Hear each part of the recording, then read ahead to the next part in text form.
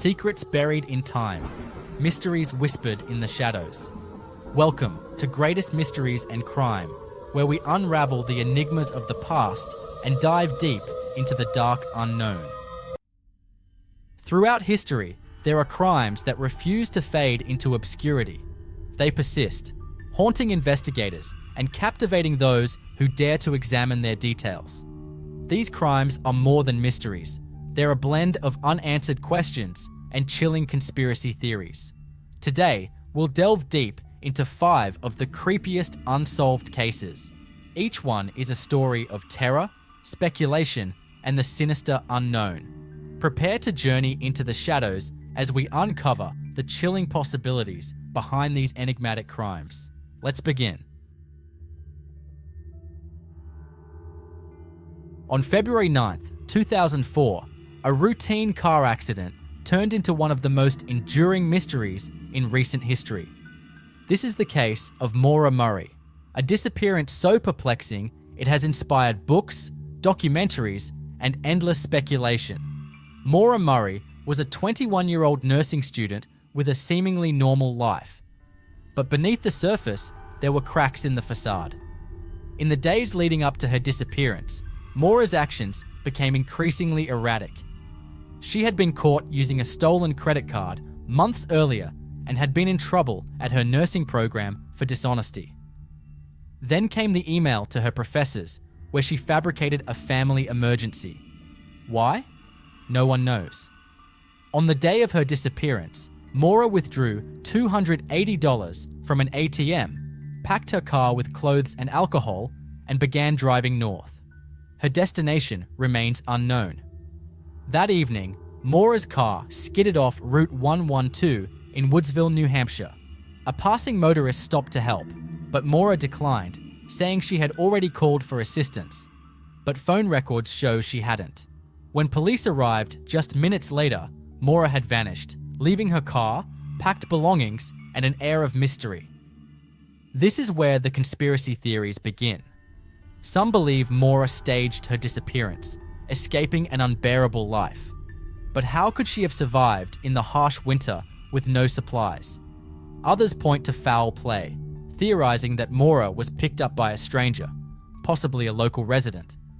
Reports of a mysterious truck seen in the area have fueled speculation, but no evidence has ever surfaced. Then there's the infamous 112 dirtbag. This online figure posted cryptic videos, including one where he mockingly said, "Happy anniversary," on the anniversary of Mora's disappearance.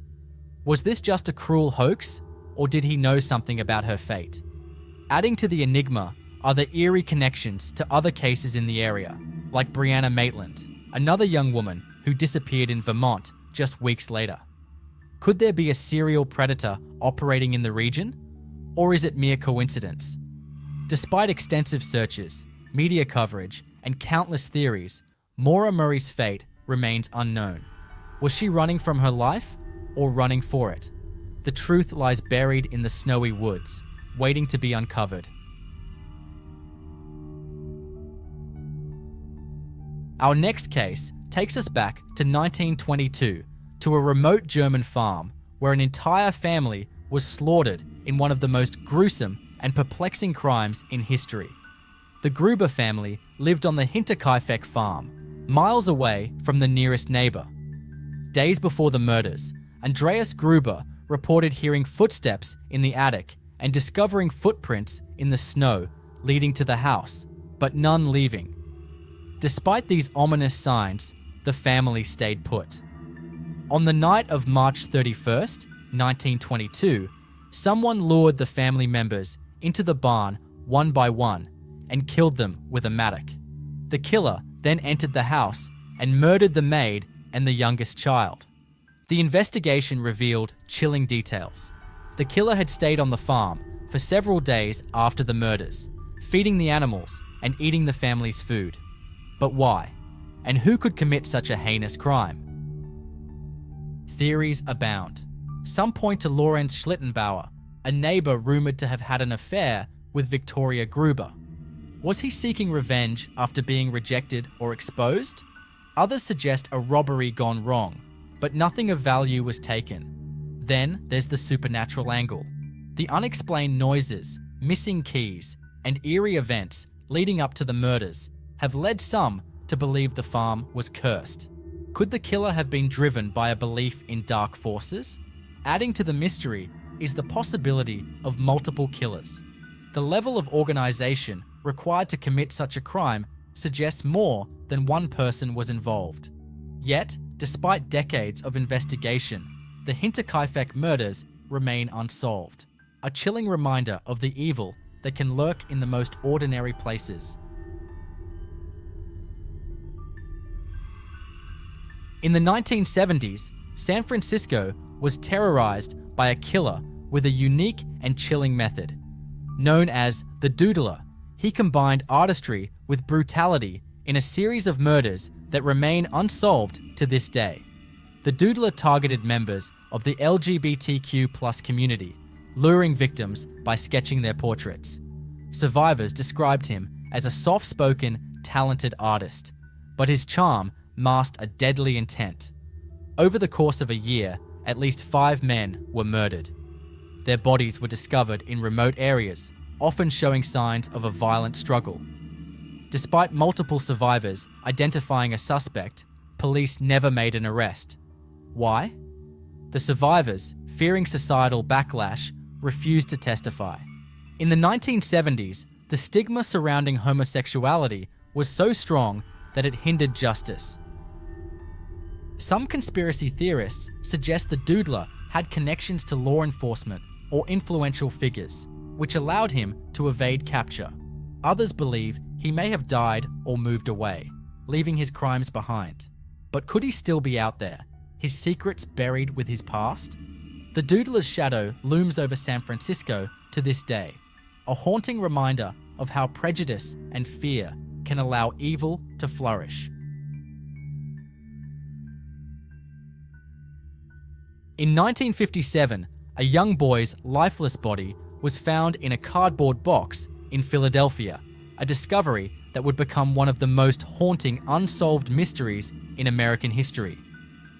Dubbed America's Unknown Child, this case is a tragic puzzle of sorrow, secrets, and theories that defy resolution. The boy, estimated to be between 4 and 6 years old, was discovered in a vacant lot, naked and wrapped in a flannel blanket. His small frame bore signs of malnutrition, severe bruising, and what appeared to be a botched haircut. The cardboard box he was found in once housed a baby bassinet sold at a local JCPenney store, but tracking its origins led investigators nowhere. Extensive media campaigns followed. Flyers with the boy's image were distributed across the country, placed inside utility bills, and even sent to military bases. Yet, no one came forward to claim the child. How could a boy vanish from society so completely that no one noticed his absence? Several theories have emerged over the decades. One chilling possibility involves a foster home located near the discovery site. Investigators suspected that the boy might have been one of its wards, with abuse leading to his untimely death. But without concrete evidence, this theory remained speculative. In the 1990s, a woman known only as Martha came forward with a disturbing account. She claimed her abusive mother had purchased the boy as a companion for her, only to kill him in a fit of rage. Martha's story aligned with certain details of the case, such as the boy's malnutrition and poorly cut hair. However, inconsistencies in her testimony cast doubt on her claims.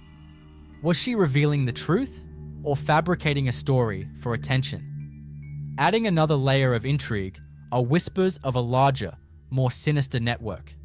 Some theorists believe the boy was a victim of child trafficking, his death an accidental consequence of a system that thrived in secrecy.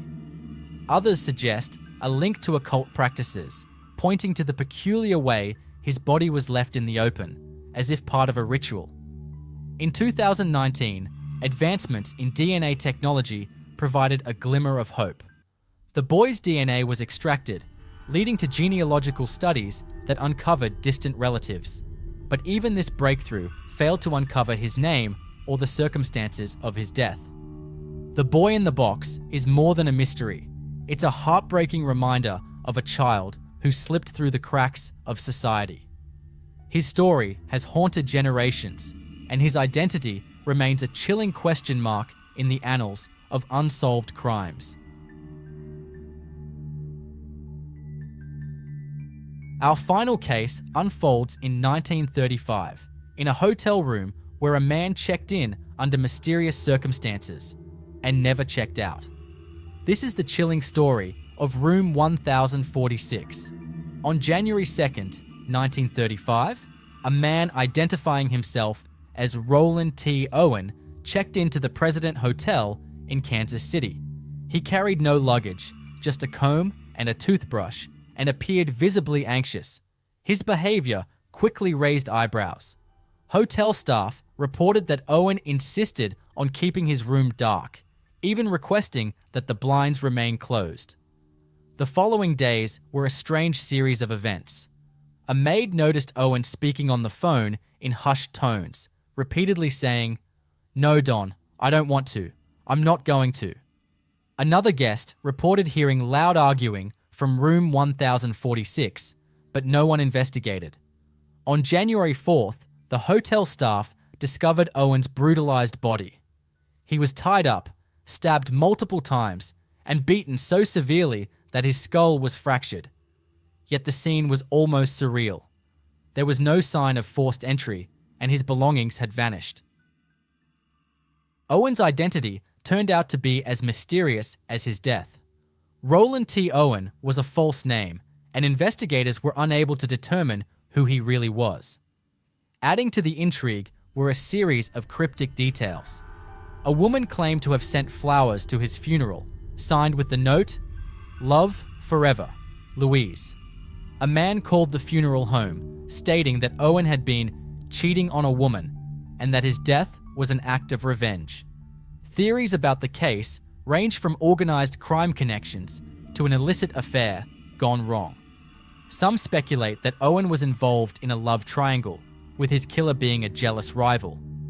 Others believe he was a victim of gang violence, punished for betraying the wrong people. The mysterious Don mentioned in his phone calls might have been his killer, or the person he was trying to protect. Then there's the bizarre conspiracy involving room 1046 itself. Some theorists argue that the room was being used for illegal activities, such as blackmail or espionage. Was Owen a spy, an informant, or simply in the wrong place at the wrong time? Even stranger, Owen's case was briefly linked to the mobster Lucky Luciano, with some suggesting the murder was part of a broader criminal operation. However, no solid evidence has ever surfaced to confirm this theory. Despite decades of investigation and speculation, the mystery of room 1046 remains unsolved. Who was Roland T. Owen? What really happened in that hotel room? And why was his death shrouded in such secrecy? As with so many mysteries, the answers may have died with him, leaving only questions in their place. 5 crimes, 5 chilling mysteries, and countless unanswered questions. As we explore the dark corners of these cases, one thing is clear: the truth is elusive, and the shadows hold secrets we may never fully understand. What do you think happened in these cases? Let us know in the comments, and don't forget to like, subscribe, and hit the notification bell for more dives into the unknown. Until next time, stay curious and stay safe.